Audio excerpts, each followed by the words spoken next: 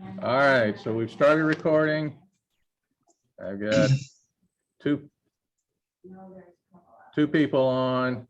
I would re-log in Mr. Gerber and Mr. Gerhart so that we can get your chat recorded as well.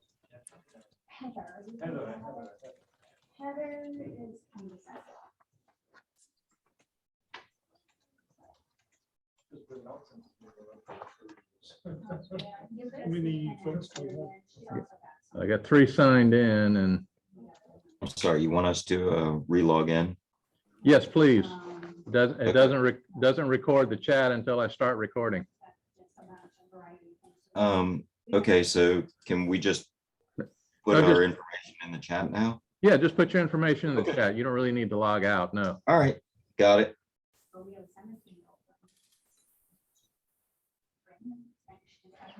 I got Walter, Mr. Ego, Mr. Garvey. Yeah, we're starting to get a few people in. I'm still working on this, okay, but, it looks like I'm gonna try to put it in. And remember to swear. I have the information all the way up to the national. that you can Yes, well, access, you can't vote on But it. he wants You me can't to try to. just conduct them business. Crazy looking, but I've been communicating with him. Three people you sure. How many do we? Let's see.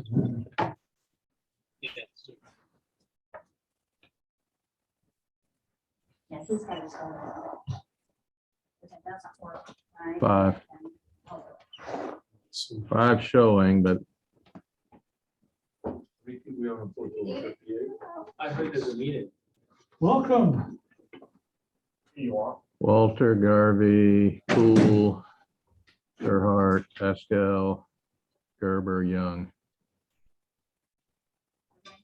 We're supposed to be wearing masks. There was no order or directive for I that, thought- that we noticed. There's no mask? I did not. think that No. was- Okay, I don't care. I just wanted to follow whatever you want. 8. 8.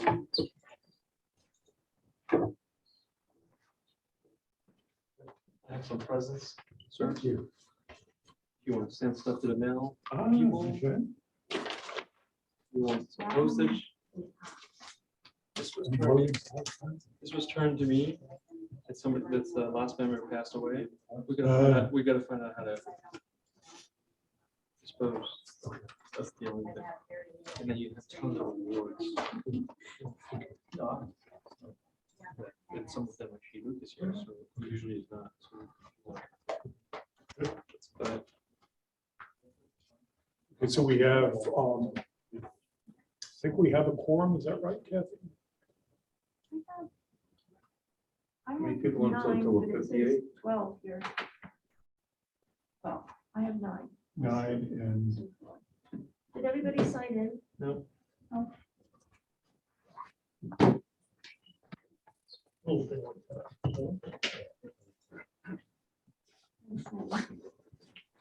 the stickers. I did not sell them. I was thinking about paying for my kids' education because you know they're orange. So I'm saying, that's right. You have to sign it in Chris. I'm gonna sign in Chris.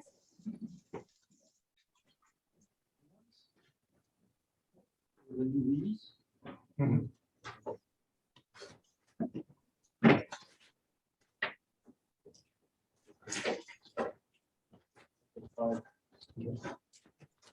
Let's go ahead and call the meeting to order. First of all, for those of you online, can you hear me okay? Yes. Okay, great. Yes, sir. All good. Very good. If we can all stand for the Pledge of Allegiance. I pledge allegiance to the flag Flag, United States of America, and to the republic which stands for one nation, under God, indivisible, with liberty and justice for all. Dr. Poole, I believe you are on. Would you mind leading us in invocation? I am, and it's good to be with each and every one of you this evening. I hope you have all had a good day. Would you please bow your head for the invocation? Our Heavenly Father, As we have now entered the new year with our dreams and aspirations, help us to realize, Father, the great promises it holds for all of us. So as we begin this Flotilla meeting, we give thanks for our many blessings as individuals and as members of the United States Coast Guard family. In this moment of stillness, as we commune with Thee, bless us, we pray, as we provide us inspiration to meet the needs of the future.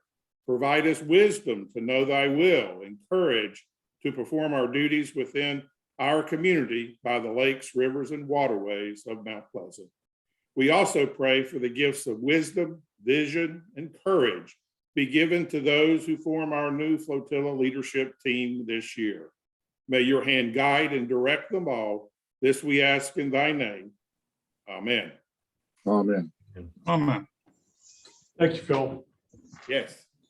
I know we do not have any guests in person. Do we have any guests online? I know we do have one brand new member as of today, but she's not a guest technically.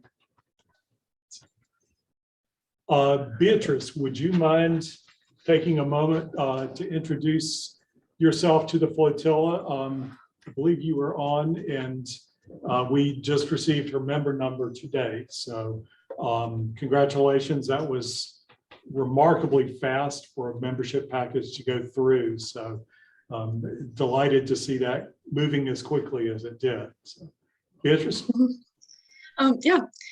So my name's Beatrice Burley. I'm a junior at Wando High School right now, and I'm 17. And I wanted to join the auxiliary because I thought it seemed like a really cool organization. And I wanted to help people in need and learn how to better safely boat around the waterways. And I've always had a strong love for the ocean. Great. Welcome. We thank you for joining us, and we hopefully will see you at the February meeting, and we can do the swearing in of you as a new member. So congratulations and welcome. Yes, thank you. Okay.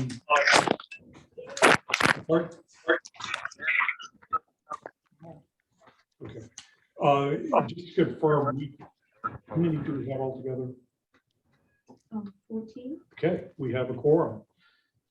So since we do have a quorum, I'd like to have, I sent out a copy of the minutes of the November meeting to everybody. It was included with the notice. If everyone has reviewed those, first of all, if there were any additions or corrections to those. Hearing none, can I have a motion to approve? Motion to approve. Second. Motion made and seconded. All those in favor? Aye. Opposed?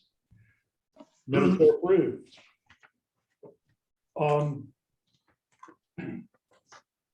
Now, we do have one new member that we can swear in today.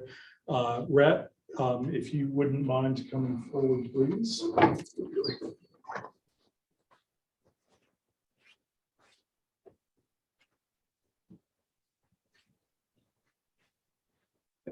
The pledge you're about to take is your commitment to support the United States Coast Guard Auxiliary, an organization dedicated to the promotion of boating safety and providing assistance to the United States Coast Guard and the fulfillment of its civil functions. You accept this membership as a volunteer, and as a member, you are charged with certain responsibilities and obligations. These include your willingness to support the Coast Guard Auxiliary and its purposes, to faithfully execute your duties, and to participate in its authorized programs to the best of your ability and to the extent that time and circumstances permit. As an auxiliarist, you enjoy certain honors and privileges, among them wearing the auxiliary uniform and flying the auxiliary ensign. Wear the uniform neatly and correctly and fly the blue ensign proudly. Remember that your conduct reflects directly upon the image of both the Coast Guard and the auxiliary. The satisfaction you derive from your auxiliary membership will be the proportion to your level of participation in the organization's activities. The success of the Coast Guard Auxiliary will depend upon the extent of your participation and upon the quality of the leaders that you, the members, select. If you would all please rise. Brett, if you feel that you can be an active and productive member of the United States Coast Guard Auxiliary, please raise your right hand and repeat after me. I state your name. I, Brett Myers, Solemnly and sincerely pledge myself solemnly and sincerely pledge myself to support the United States Coast Guard Auxiliary to support the United States Coast Guard Auxiliary and its purposes, and its purposes, to faithfully execute my duties to faithfully execute my duties and to abide by the governing policies and to abide by the governing policies established by the Commandant established by the Commandant of the United States Coast Guard. of the United States Coast Guard. Congratulations. Do that again. Sure. Thank you.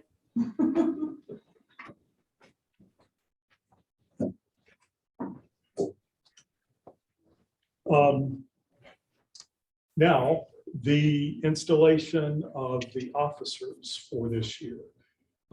We do have a few online as well as a few here. So if you are a staff officer, what I think I will do is just ask you to stand in place when it is your time. And for those of you online, we'll just have yours virtually done. I do have certificates for each of you. So those of you who are staff officers for this next year, and those online as well. You've offered your talents and services in the interest of a better Coast Guard Auxiliary. The pledge you're about to take admits you to an office of greater responsibilities and high honor.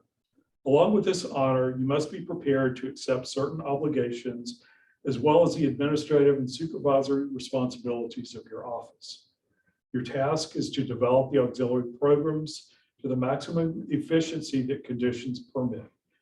You're expected to encourage closer liaison between the auxiliary and local Coast Guard units, constantly reminding auxiliarists that their actions reflect not only on the auxiliary, but also on the Coast Guard. As a leader, you're charged with maintaining high standards in all auxiliary programs, never compromising honesty and integrity. Everyone else will please rise. With the full realization of the demands of your office in terms of time, travel, and dedication, if you're willing to accept this honor, please raise your right hand and repeat after me. I state your name. John Fasanito, Harvey, Solemnly and sincerely pledge myself solemnly and sincerely pledge myself to support the United States Coast Guard Auxiliary to support the United States Coast Guard Auxiliary and its purposes, and its purposes, to promote its authorized activities, to promote its all its authorized activities, to properly discharge the duties of my office, to properly discharge the duties of my office, and to abide by the governing policies and to abide by the governing policies established by the Commandant established by the Commandant of the United States Coast Guard. of the of the United States Coast Guard. Congratulations.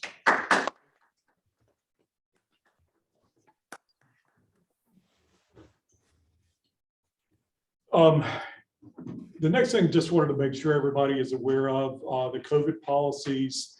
Those came out, I guess, last week.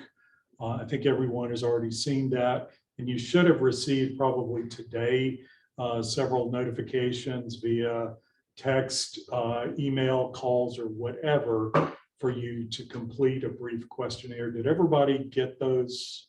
Get that notification? Okay. Be sure and respond on that. If you are requesting a medical waiver or religious waiver, I guess this is the first step. They're probably trying to figure out how many they have, how long that process will take before the procedures are in place is anyone's guess. So For those of you who may be looking for a medical exemption, I would love to say that would be forthcoming quickly, but realistically, don't hold your breath. So,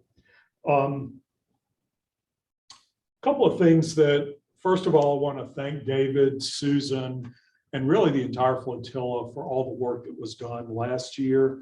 It was really a challenging year. You know, the COVID things we thought were going to be behind us. That is just an ongoing thing that we will learn to live with. I think we've been pretty adaptive, and that deed will continue into this next year. We've also had some operational challenges. Oxdata certainly has created a little bit of a challenge as well, but we've really done a good job in overcoming all of that. I ask everybody to just continue to be flexible and understanding that some of these things are not within our control. We certainly want to do what we can to make things smoother and better, but there is a limit as to what we would be able to do. The division meeting was last weekend, and last weekend, Pawleys Island.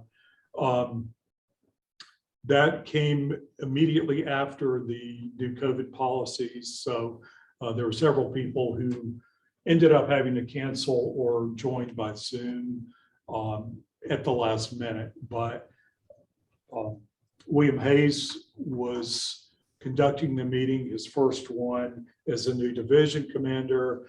Our own Walter was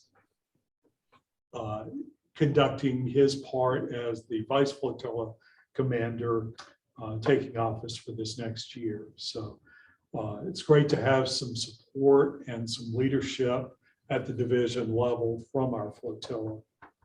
A couple of things from that. There's a new auxiliary sector coordinator. Bill Ballard has been in that role. Bruce Lindsay is now in that role. One of the other things too, the division meetings are every quarter. They will be rotating those around the district or the division. I think the July one is slated to be at station. So if any of you have an interest in attending a division meeting, seeing what it's like, that would be a great opportunity since it will be here in our backyard. Walter, do you have anything you want to add from the meeting? No, all I saw was the part that made it online. You know, Bruce has been around for a while. He's over in the lakes, by the way. He is back on Lake Lanier outside of Atlanta. So I don't know how often we'll see him around the coast, but he's a solid guy. He's been around for a while. So other than that, no, I don't have anything to offer. Okay. John, you were there. Anything noteworthy you remember? Not really.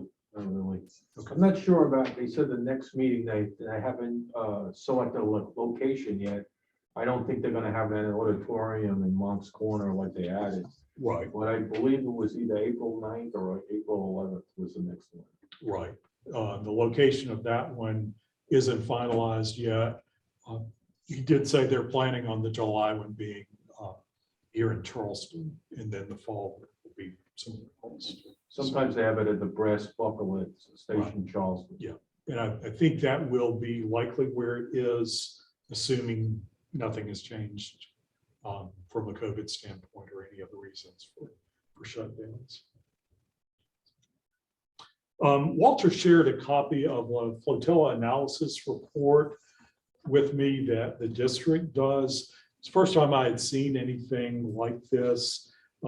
Either it's a really in-depth analysis that the district does, or Walter had a lot of spare time on his hands and got very creative in coming up with something. But I thought I would share a little bit of the information that is in this. What this does, it measures all the flotillas in the district. So this would be basically from the North Carolina, South Carolina line south through Florida on the Caribbean. So it's a huge geographic area, lots of flotillas in there. Where we stacked up, and this is as of the end of 2021, I think we had 52 members. The range of flotilla size goes from the smallest, there's several at 17 members, to the largest 95. I think there's another one with 94. So we're somewhere sort of right in the middle. We are the largest flotilla in our division. So if you think about sort of the Grand Strand area, Columbia, and the Charleston area, at least by membership, we are the largest one.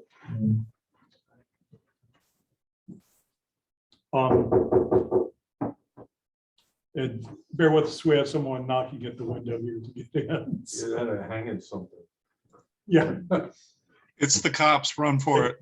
they may have a rat problem here. So, there are criteria, there are 3 criteria that are tracked, and the scoring range on these are 1 to 5. 1 being significantly underperforms the national median, to 5, which strongly outperforms the national median. All of these, Philippe, welcome. All of these things are sort of geared based on member activity. And it's, some of the different criteria are adjusted so that the largest ones or the smallest ones aren't penalized for size. So it's really a gauge of activity, engagement by the members, numbers of hours reported. Again, 1 to 5, 5 being the highest score. In all 3 categories, our flotilla was a 5. So congratulations to all. And David, I think that's a good tribute to your leadership for last year and us getting those rankings. Georgetown was the only other flotilla in our district with all 5s. There were 11 out of the 93 flotillas with all 5s. So Walter, you have anything you want to add to that? No, that was a tip from somebody on the national staff that pointed me towards that. I don't take credit for it myself. Okay. One of the other things that we will at some point get a banner for the National Commandant's 3-Star Award for Diversity. That is a repeat award for us. We have had that for a number of years. Scott has done a great job in pulling that information and getting that submitted. So more information will be coming on that. Some of the other things that we've done, engagement, I'd like to make sure that we all remain engaged. It's a little bit of a challenge with not being able to get together in person, the operations being as limited as they are, but I do want everyone to remain engaged and find things that you're interested in. Use the time to do training, find something that you're interested in, maybe pursue it. The OXOP courses with the COVID restrictions are all able to be done online. Some of those courses ordinarily require proctors for the tests. So it is an opportunity to do those open book. Now, the scoring on those, normally with the proctored exam, I think you have to have a 70. With the open book, you have to have a 90. But it's a good opportunity to find something you're interested in. I'd love to see us have greater participation in meetings this year, especially right now with the ability to have the Zoom connectivity. Great time to be able to just have folks join in. I know sometimes traffic in and around this part of the world makes getting to this building a little bit of a challenge on time. Zoom solves that problem. So that's one of the things I would like to see this coming year. A couple of other things I just want to mention for the group. Joe Woodbury, who is in 12-8, went on a basically circumnavigation trip as a food service person. He is going to be talking about that at the 12/8 meeting in February. Our folks are invited, if anyone is interested in hearing him talk about that, to go to the 12/8 meeting. It's, I think, the February 9th at 1900 at Station. So send out more information on that later, but the newsletter, the national newsletter that just came out, had an article on that trip that he was mentioned. Last thing I wanted to mention, Joe Ego, one of our own members, and you may recall in, I think it was one of the recent newsletter articles, there was a nice write-up about Joe, and it was talking about the work that he has done with Air Station, kind of a division level job. Joe did such a great job on that. He was promoted to the national staff. So he is now our BARAM. Joe, do you want to talk about the branch assistant role that you have? And first of all, congratulations, and great to have another one from our flotilla working at a national level. Joe? Yeah, sure. Thank you very much. It was an honor to be asked to be on the national staff. There's sort of the backstory is that when Ox Data 2 was brought online, the aviation part of it was pretty much an afterthought, if a thought at all. It was more aligned with all the boat facilities, radio facilities, and so on.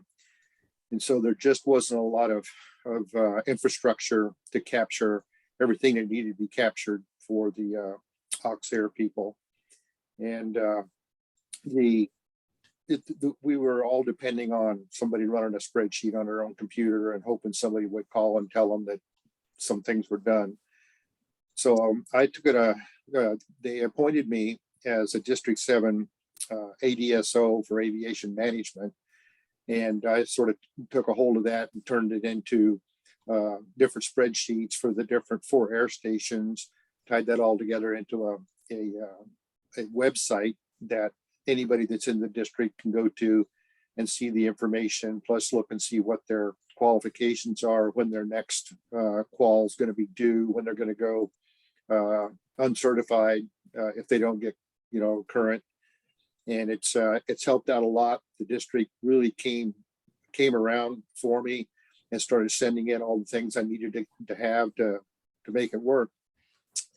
And this came to the attention of the national staff in the response directorate, and under the aviation training, aviation management, and aviation facilities management. So there's always been an issue with making sure that all the aviation facilities and personnel remain certified and current. And I think the Durox is going to come out with something. National is going to come out with something that says, okay, we have to do a better job of this. And I think that's what they looked at. They looked at our website and said, this is something that what we want. We wished Ox Data would do it, but it's not going to happen for a while. So let's go this direction. So I got about a dozen spreadsheets dumped on me. It said, go forth, do great things. And so it's sort of like starting from the bottom and setting them all up like we did in District 7, and then trying to work that into a way for the personnel, and then trying to work that into a way to manage all of the air facilities. As some of you may know, an air facility is different than a boat facility. You've got FAA regulations, you got FAA inspections, you've got this, there's a ton of different things that you have to track to see whether the aircraft is airworthy. And the Coast Guard wants to know. They want to know that the aircraft, just like the boats that are being sent up on missions, are airworthy and fully certified, not only to the FAA standards, but to the Coast Guard standards, and that the people in them are also current to FAA and Coast Guard standards. So that's the job. And like I said, I'm the branch assistant. So A means not the top of the pile. It's like reversed. I'm the bottom of the pile. So all that stuff flows down my way. And, but I think it's going to be a challenge. It's going to be a lot of fun. And like I said, I'm overjoyed at being asked to help. Thank you. Thanks, Jeff. What he has put together for the air side is really pretty impressive. So as soon as you finish this, maybe you can be assigned to Aux Data, and within 2 months it would be working properly. So Yeah, wouldn't that be nice? Sounds too much like his former job. Yep. just can't get away from it.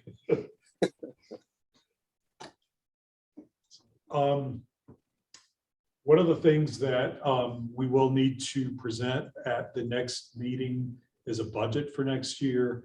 We'll talk about this a little bit later, but if there are things, especially for the staff officers, that you know of that we need to do differently from last year, we can use last year's budget as our starting point and tweak it as need be, but we will need to present the budget for approval at our next meeting. Hopefully we will have a quorum. My goal is to have a quorum for every meeting this year. Whether that's going to be realistic or not, I don't know. But it is important for us to get a budget approved so that we can spend funds as needed without getting individual approval each time. So look for that and more information to be coming out on that. Dawn, turn it over to you for staff reports. We got most staff reports in. There was one that ran late. Scott did get his in a little bit late, but we do need to try to get those in to Mike Young before the 10th of every month. So if we could please try hard to work on that. And at the staff meeting, I'll be talking to a little bit about the to each of you or us about staff reports and what we can put in them and how we can improve those staff reports. So, you know, let's all try to make that newsletter read worthy and contribute our part by the 10th of every month. Anyone have any additions or any staff officers who did not have something that was submitted that they want to report on? Yes. John, Bill Garvey, Okay, Bill. not in my report because that was more historical than current. Actually, it was about 2021. As many of you know, we've got a boat show coming up next week here in Charleston. I contacted 12-8 because they're sort of the lead on that. And indeed, they are exhibiting every day. It's a 3-day event, Friday, Saturday, and Sunday, and they have 2 shifts on the exhibit. The exhibit is outside, and they welcome participation from 12-6. So if you're interested, the shifts, the shifts on Friday is from noon to 3 o'clock, and then 3 o'clock to 6 o'clock. And then on Saturday and Sunday, no, they're all different.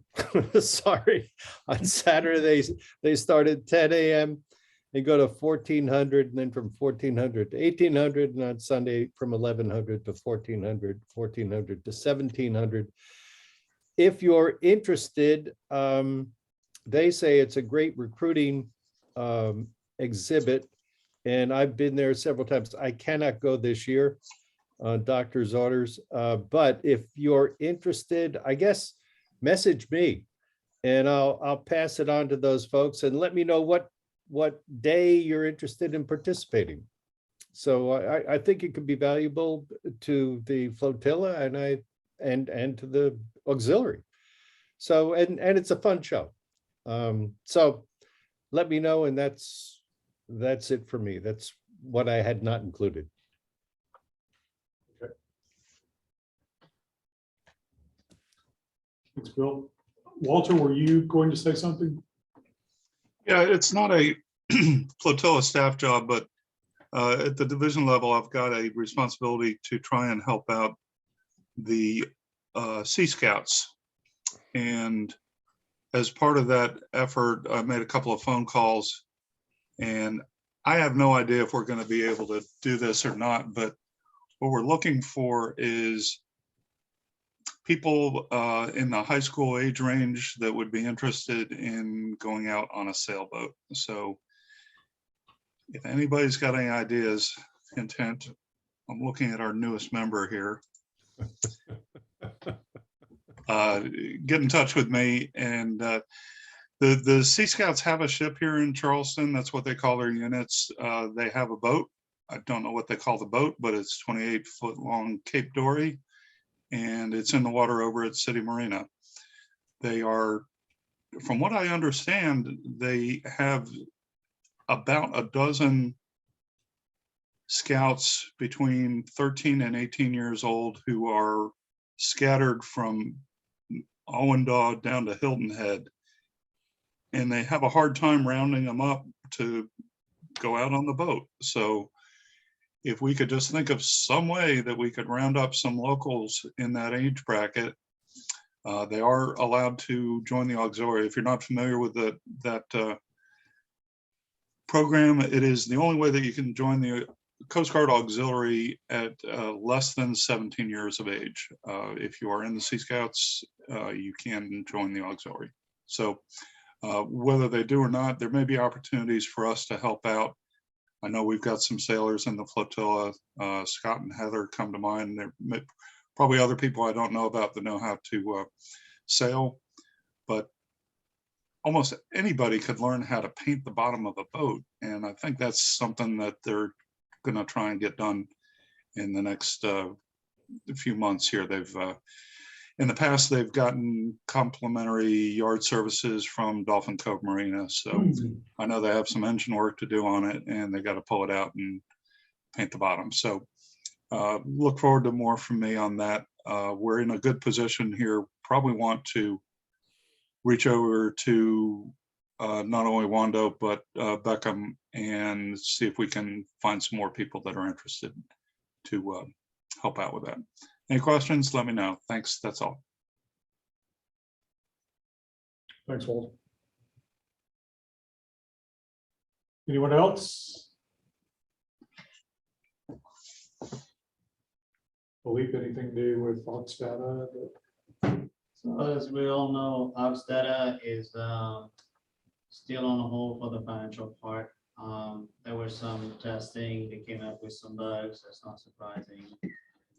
So we need to limit as much as possible anything on the patrol side, which is why right now pretty much everything is frozen on this side. It will eventually come through, just not in the timelines that they've been giving us, but we kind of expected that from the first release of Ops 2 anyway. Not much going on that front. I wanted to mention to the group, I was designated, appointed, sorry, by our Commodore as the ADSO CA, Culinary Assistant.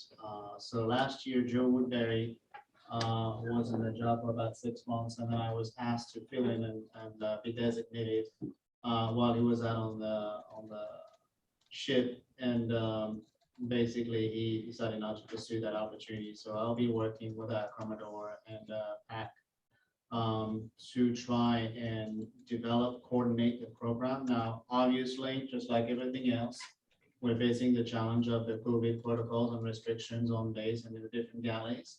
But it's my hope that by the end of the spring, maybe push it to the early summer, we are going to put together a culinary class that will allow our members, not only of our local flotillas, but of the whole division, to come and take a class in Charleston. The class will basically allow these people to fulfill the first requirements. The second one is a BQS, where they go back to their local galleys and work at that point through the different qualification steps. and eventually be qualified as a CA. Now, there's 2 levels of CAs. I'm not going to go too much into those details, culinary assistant. But basically, the CA1 will be allowed to work not only on galleys, but also on ships. And just like Walter mentioned, and now the word has passed around, Joe Woodbury went on a 6 months plus as a cruise around the world. This is a wonderful opportunity for us to be involved with the goal site. It doesn't have to be 6 months. It can be a breakfast at the dock to relieve the cooks one day, or it could be a couple of days on a buoy tender. Of course, it's a process. It needs to be vetted because that's an actual deployment. But these are opportunities that are very real and are happening quite a bit. So hopefully, if we can get this program on the right track, provide a sustainable and reliable contingent of culinary assistants, that is something that hopefully the goal site will come to see as a valuable service and request our service more often. Let me just say, they had an excursion where they flew down to Florida. They were on the Campbell, the Coast Guard cutter Campbell, and they came up during Fleet Week into New York Harbor. And I was a tour guide at the time, and that's how I first met Duncan Hutchinson and Joe Woodbury and all the people in 12-8. I met them on the ship, and I was a tour guide. And this is before I even knew I was going to come down here. And then I come down here, and then I meet them all, and then I already had the qualification for food service. So I've been, last year I was called to Georgetown. I go to Georgetown a lot, for one day in October to help out. But that's a pretty good place to start. One of the things too, as we unfortunately have the limitations on us, whether it's Hawks Battle related, whether it's other issues with the boating activity, the operations activity is certainly a fraction of what we have had in years past. So as you're thinking about things to be involved with, to be engaged, and to make a difference for the auxiliary, for anybody who has an interest in culinary work, you don't have to be a chef, but it is a good program. It does take a time commitment to go through the class whenever that is done. So think about that. If there's anybody that enjoys teaching, Chris has run the public education, the classes, and coordinated all of that for years. Chris is now in Florida. Susan White has taken that on, but it's one of those things I'm sure Susan would appreciate. More people being able to help out with the teaching. That is a very important function of what we do. The program visitor is another one of those areas that with some of the COVID protocols that are in place now, we're a little bit more limited as to what we can do. That I think is a reasonably easy qualification to get. We would need for someone who is a program visitor to sign off on joint visits, but that's another thing that probably could use some more people helping out with. So think about that. If there are areas of interest that you want to learn about, since we can't go out on the boat, now's a good time to work on a qualification, some other training. Walter, you had a smile on your face. Anything? You're muted. Joe made me laugh, that's all. Oh, okay. Okay. He started it. The chat laughs. All right. I'd like to add something. The program visitor test is fairly easy. It's an open book test. And when I was up north, I had tried to get everybody in the flotillas just to take the test and become a program visitor. And you have to, I believe it's, you have to do 5 minimum. the first time, but then after that, it's only 2 minimum to keep a qualification. And I don't believe there's limits down here. But if everybody took the test on the whole flotilla and they all became program visitors and they just did the minimum 5 every year, that's 5 times the number of members you have in the flotilla. That's a lot. That will put us like right on the map. If you want to go further and go for a vessel examiner, which you don't have to, I mean, that's a plus also. Right. And one of the things I think, even if you don't necessarily do a lot of vessel exams, having the knowledge, if someone sees us out in a uniform, we ought to at least have the basic knowledge of what is required on boats as a part of the vessel examination program. So think about that going through and working on that qualification as well. So, I don't believe there are any open issues, but is there any pending items? David, anything you know of from?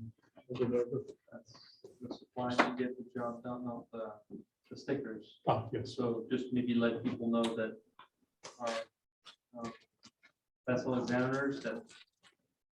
Orange. We do have new stickers this year. So they have arrived. If you need them, send me an email, let me know. We can get those out to folks. David, would you like to? Don't want you to feel left out on. No. I know you're missing being up here. So. Any comments as a immediate past hotel committee? Okay. I'm sorry. You're saying I'm happy. That point where the term turns into a sentence. Just. I think Dr. Poole might have had something on his mind there. Yeah, thank you. I'm going to have to go to a national meeting here at 8 o'clock, but you brought up a great topic there on the vessel safety check stickers. If someone somehow could get me at least 100 of them, that'd get me through probably February. Okay. I'd greatly appreciate that. Heck, if you want to give me 200, I'm not going to complain. Okay. I'll see how many we have and share it with everybody that needs one. 670. Okay. You can send it. Thank you. Okay. We will get them to you. Thank you, sir. Is there any new John. business? I'm sorry? I got something. You can go Okay. ahead with new business. I'll wait. No, go ahead.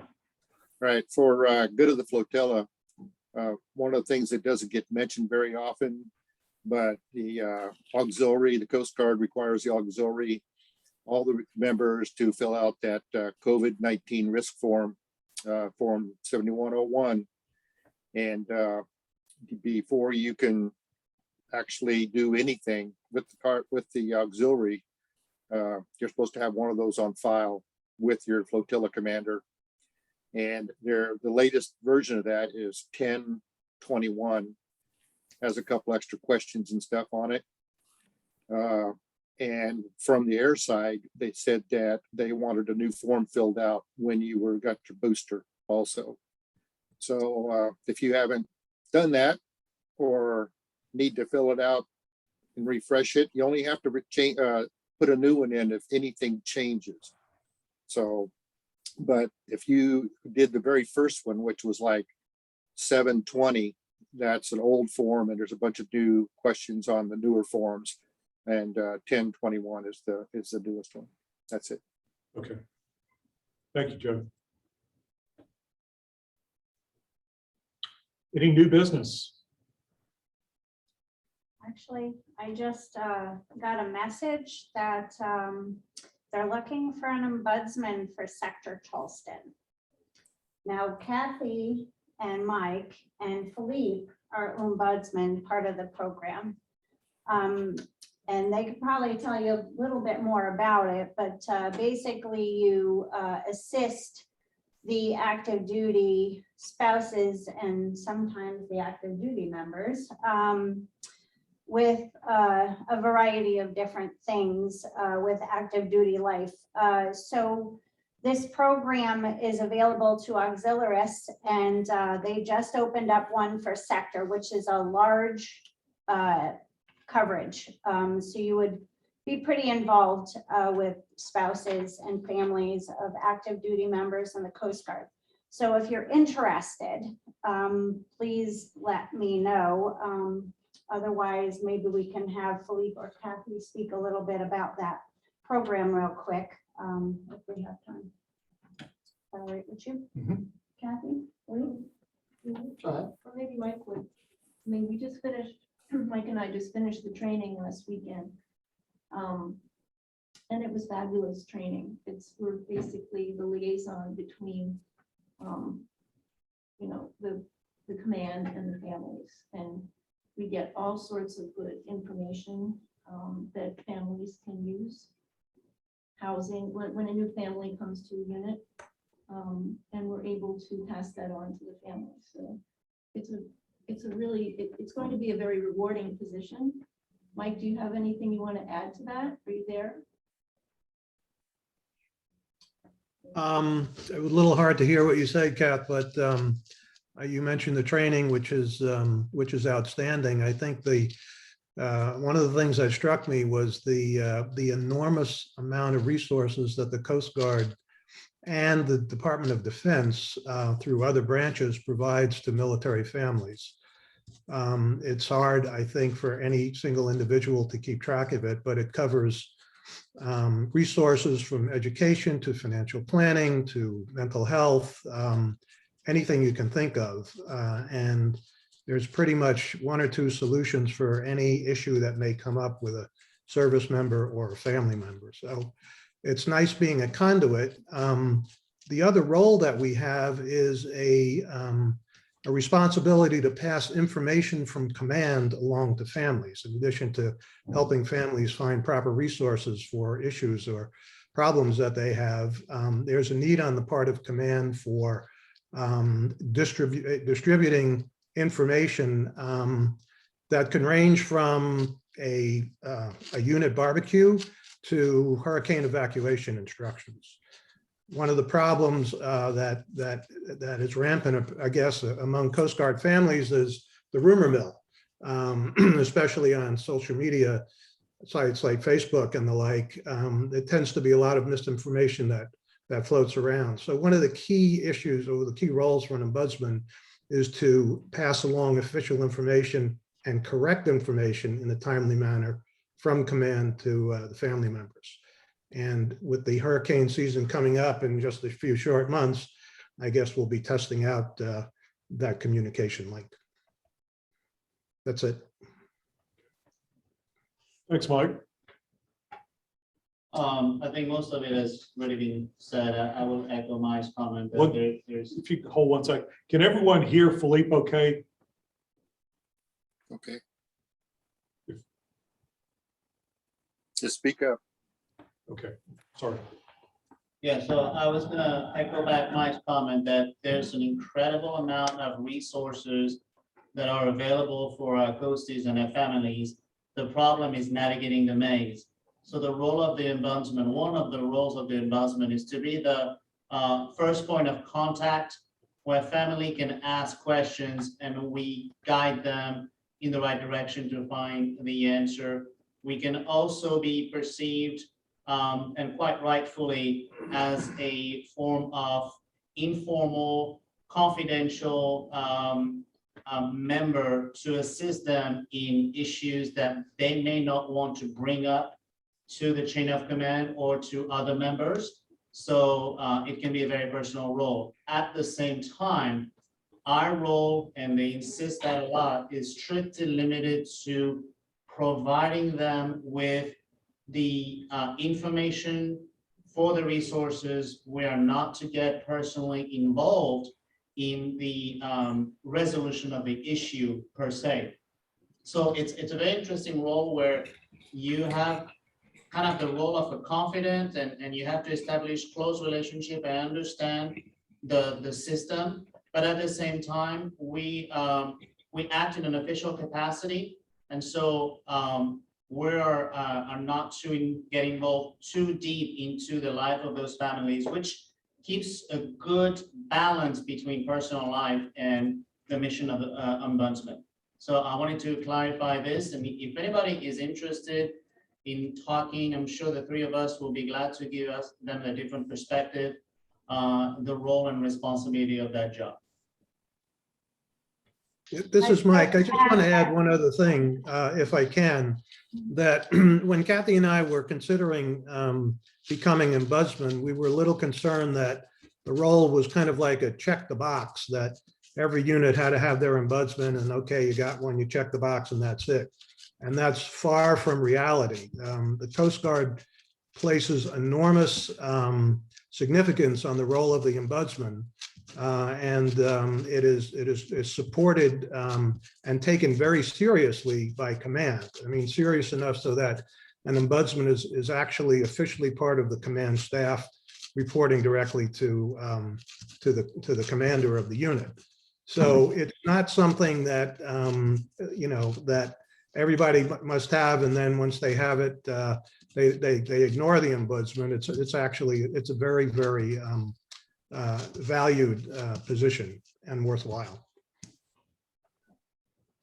Okay, thanks. If anyone is interested, let Dawn know. Yes, please. I just want to further touch on what Mike said, that, there is a strong importance on the ombudsman role. This sector specifically has not had a stable or steady ombudsman in 4 years.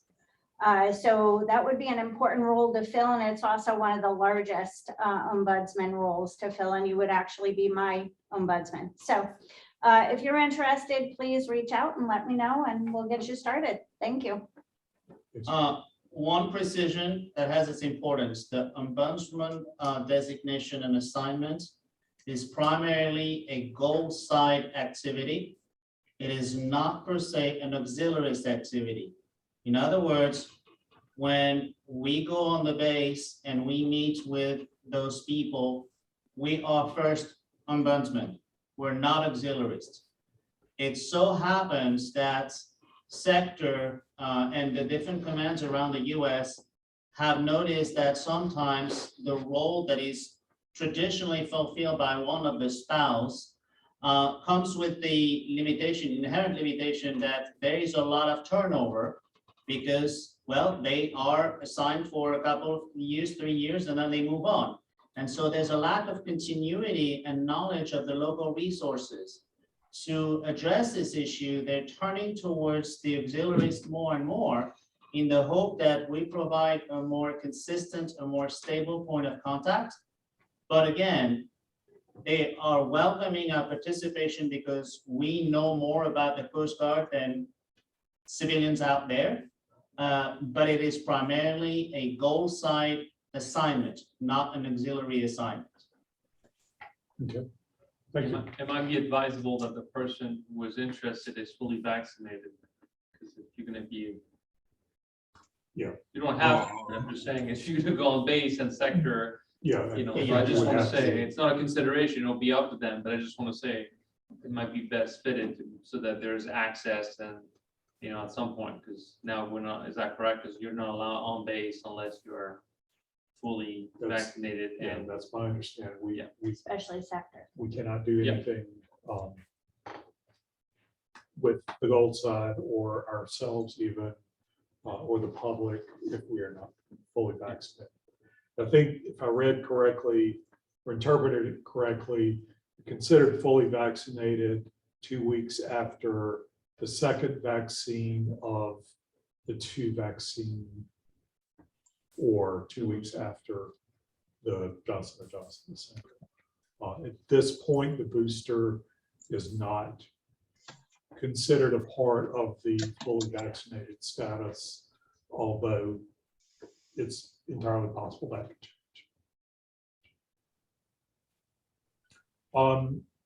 Anything else? Any other new business? Do you have some awards? Dr. Poole, are you still with us? He said he had another meeting he had to go off to. Yeah, I knew he had mentioned that, so I did not realize I had some for him. I would have done that before. Lou?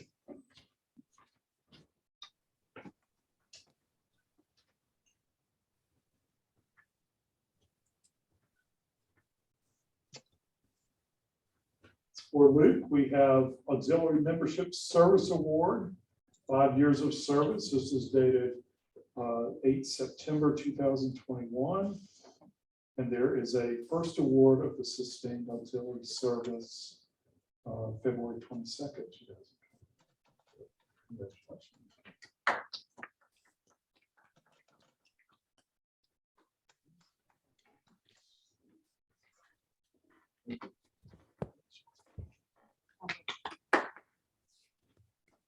Lee?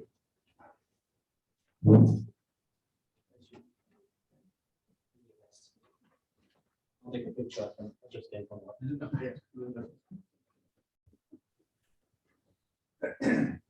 Blake, we have an Auxiliary Performance Award in appreciation of outstanding volunteer contribution to public education in the auxiliary, dated February 22nd, 2021. And also a 6th award for sustained auxiliary service, dated February 22nd, 2021. So right up to speed, but Still take a picture of the send it to you. Didn't happen if there's no picture.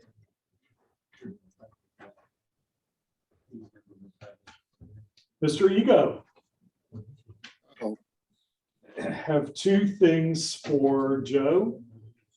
First, U.S. Coast Guard, having demonstrated the necessary proficiency and having successfully completed program requirements, is hereby designated instructor. Congratulations. It's Thank you. October of 2021. And the second award of the Sustained Auxiliary Service, October 2021 as well. So congratulations, thank you. I can either hold these until I see you or mail them to you. Which would you prefer? Probably ought to mail them.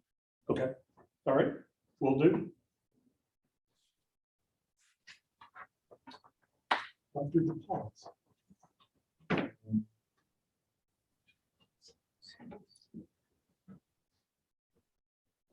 Or get close to that. It's like Camera 1, pan right. well, they did, okay. United States Coast Guard Auxiliary Certificate of Appreciation presented to David DePlaus, Flotilla Commander 12-6, for outstanding cooperation and assistance in furthering the purposes and principles of the United States Coast Guard Auxiliary. This was presented or handed to me at the district meeting, the division meeting. So congratulations.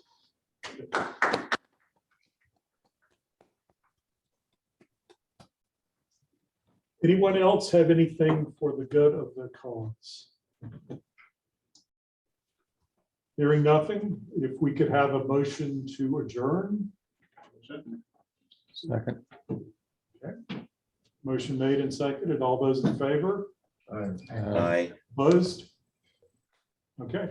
I would ask the staff officers to stay around and online just very briefly.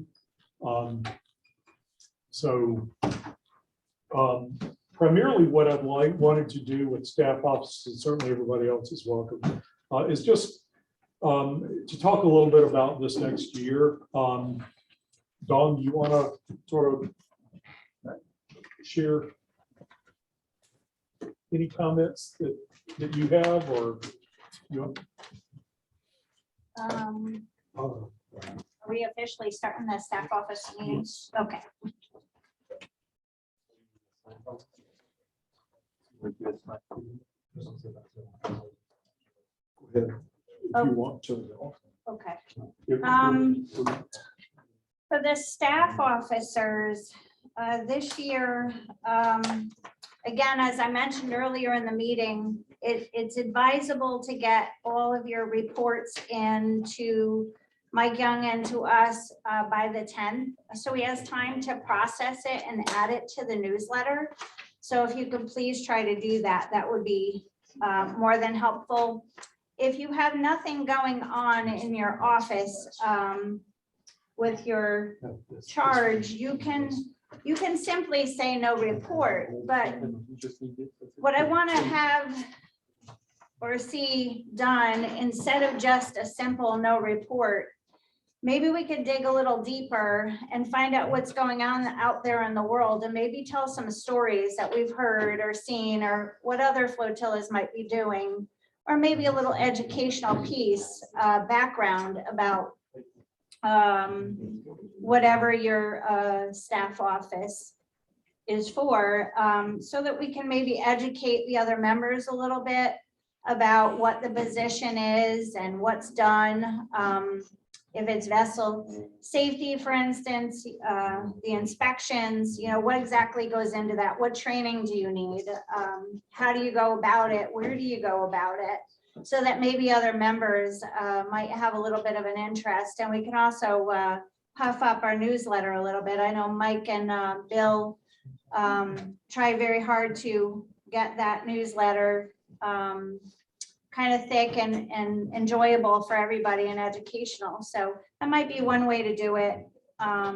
So I didn't know what everybody's thoughts on that were, and if we could possibly kind of move in that direction this year. That sounds good. And let me add that what I had said when I was up north, I told everybody, even if there's nothing in your department, you can always like Google Coast Guard, and if you see a good story, because it's all related together, whether it's the Gold Side or us. And I happen to subscribe to this page, this website called GCAP. And there's information on shipping, anything to do with shipping and regulations and things like that. And it's all related to maritime. So it's something that you would want to share with everybody anyway. Okay, yeah, we can also, it doesn't have to be a report on what you've done or what other members have done or what the flotilla has done. It can also be updates. Like in the HR reports I was doing last year, if I went to the division or I went to some kind of training or there was some kind of new change or update, I would put that in my report as well. So those kind of things are important to pass along. So if you've done any of those things, you can incorporate those into your report as well. What I'd like to do is to make sure, and kind of keeping what David started, I prefer brief meetings rather than lengthy, long, drawn out ones.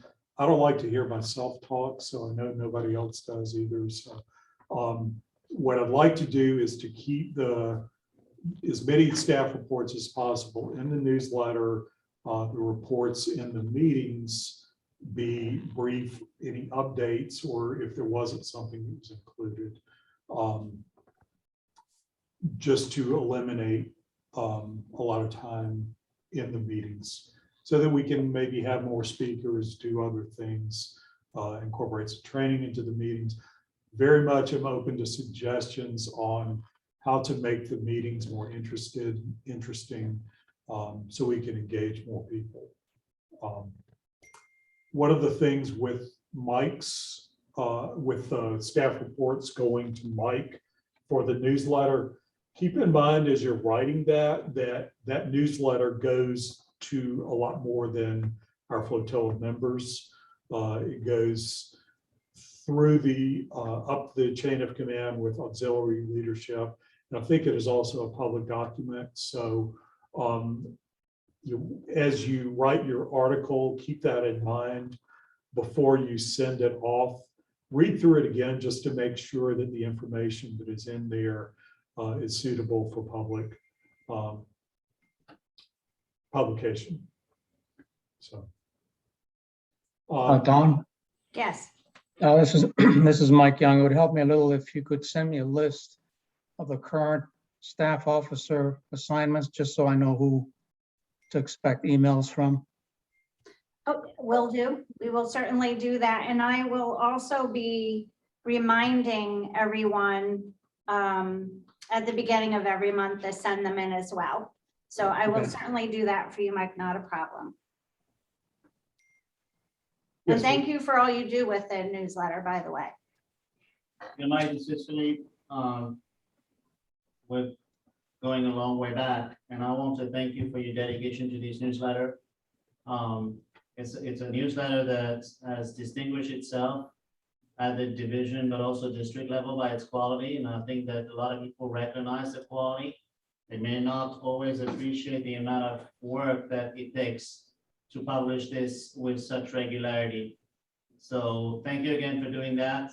And for all FS officers, remember that we are feeding Mike the quality of those articles. So, don't hesitate to write more than less, illustrate with pictures, with graphics, everything to help Mike in the job.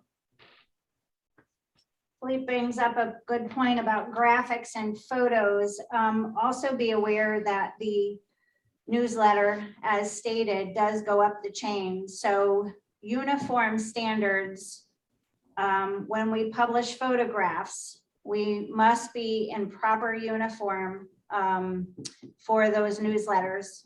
There's actually, and I'll get more details on this, but there is some reprimands coming down from publications being made with auxiliaries and improper uniforms in newsletters and in various situations. So if you could please just double check those photographs for grooming and uniform standards before you send them to Mike in your report, that would be great.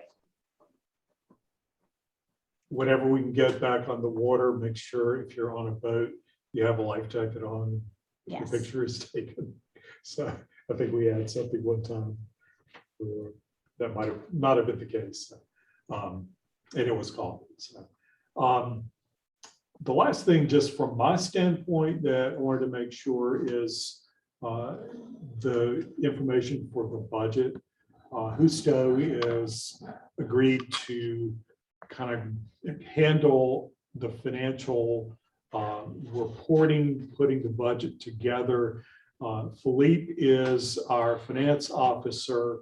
The plan is for Philippe to handle that until Husto hits his 1-year mark and would qualify without exemption to be the FSO-FN at that point. So Philippe, thank you for your willingness to help out on an interim basis. And It is Husto. my pleasure until Gusto comes to age. So, but what I'd like to do is just, if there are things that you feel like we need to put in the budget for next year that is different than what we had last year in the budget for your area of responsibility, let me know, let Husto know so that we can put it in. I have one. Okay, all right. I do want to have that presented at the February meeting, so we'll need to get it out ahead of time to everyone. So think about it, and if you can, at least by the first of the month, have that pulled together, I would greatly appreciate it. So you're just saying you have something you. Right, it's considered material. Now Felipe is storing everything in his garage. And it's in a nice big open area, but the things we are trying to fight are mold. So we don't have anything in bins, but we don't really have something good to hang the clothing on. Yes. To keep it separated so there can be air circulation. So we might be looking for some kind of racks. I had considered looking at this surplus that when a clothing store closes down, they go bankrupt or whatever, they sell off all the racks where they used to hang the clothing on at a reduced rate. Whether we could benefit from that or not, I don't know. Yeah, let's look and get an idea of what the likely cost would be. The main thing right now is how much money do we need to put in so that we have the budget. That's an excellent suggestion. Yeah. Especially, well, I mean, going out of business stores. Yeah. We should have rated Jesse Payne back then. We have extra bedrooms upstairs that we could use. I'm sure Wada would love that. Two more things. Mhm. Do you have the job descriptions? I do. Okay, so we do have job descriptions for each of you. The ones that are in, the few of us that are in person, and the rest of you, I'll make sure that I email them out to you. But there is a job description for you of it as an FSO for each of your positions and your duties. Thank you. The other thing is, John and I want to know what your goals are for this year. So feel free to share those. What are your goals? What do you hope to accomplish? Do you feel like anything needs to change? What would you like to see change? Do you have any complications with your position? Some of you are new into a position, so you might not have the answer to that yet, but what basically are your goals? Anybody have anything to input on that? Well, on navigation systems, there's gonna be a big push this year to check private aids to navigation. And we're gonna be working with the ANT in Station Charleston. And I'm building a database on bridges. As I had stated in my report, that we had finally located the Coast Guard file numbers for all the bridges. So when we turn in a discrepant bridge for a light out or whatever, we can make a reference to a number that the Bridge and Waterways Management in Miami will understand, and they will contact the owners, whether it's the county of Charleston or whatever, and it will get repaired because we turn bridges in all the time, year after year, and that's saying that it never gets repaired because Miami doesn't know what you're talking about, and it goes to the garbage. So we've located these numbers now, and we're gonna make them available to all the members, the qualified members with the aids to verification title. Okay. Right now, we don't need to know exactly what, but what we want you to do is to think about that, to plan for it, and then share what those are going to be to Dawn. If there are things that you need, we need to get more people involved. One of the things that we will need is a new person to take over for the vessel exams. Bob Gerber had initially agreed to handle that role, but has decided, especially with the new COVID restrictions, that he can't really effectively do that. So we will need to find someone for that role. If we need more people for instructors, for whatever, let's talk about it. Those are really the main things that I wanted to do. I think I promised 8:15 or so as the wrap up time for this. Anyone have any things that they want to add? Well, this is Bill, and one of my goals, Dawn, is to have John Frasanito tell me all about that database so I can write a story. Good idea. Yeah. And if anybody has any complications or you feel like something's not going quite right, or you have frustrations or anything, please feel free to let us know. And we'll do the best we can to either just listen or to help you resolve your issues.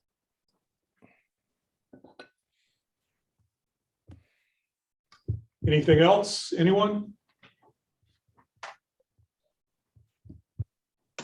Oh, John, Hey, John. oh, go ahead, Walter. Oh, no, I just said I'm good here. Nothing to add. This is Craig, just a little add on to what John Frasanello said about the navigation systems class, or I'm sorry, the program. We've got a class that's coming off at the end of the month, a 2-day class. And I just wanted to know of the 40 slots that were allowed in there, we've got 10% of them are 1206. The class, there was a 40-person limited, and they started a waiting list. If anybody I'm on the waiting list. What possibly what might happen is we'll have a second class. I have to discuss that with the DSO, but I'll be helping everybody and Craig, who is the new Division Navigation System Staff Officer for this year. And we're gonna be working closely together. When we go out on patrols, we're gonna be showing the proper way to inspect bridges and pitons, and we're gonna have a lot of hands-on things. So we'll be working closely with all the people with those qualifications. And as you know, there was a directive that had come out in December that grandfathered all those with just the AIDS verifier qualification for the PQS extension. So, and it's tough because all the private aids are at the end of rivers. And we don't get up there a lot. We have to, and some of them have lights, and we have to go back up that far and verify that they're working, and then come back in the dark. So it's a little tough. And we don't always have time because right now we're faced with people that are gonna go in arrears because of, they have to go for their check ride. And pretty soon, if everybody will go for the check ride, we're gonna have no crew to make up. Right. And that puts everybody behind the 8 ball. Yeah. So, Let's go ahead and wrap this up. okay. Anybody, anything else? Thank you all. Thank you, John. Okay, good night. It's, I don't know whether we will see an extension of some of the things again, but I know with boat crew, I was able to sort of barely slip under with a QE last year to get Yeah. the recertification.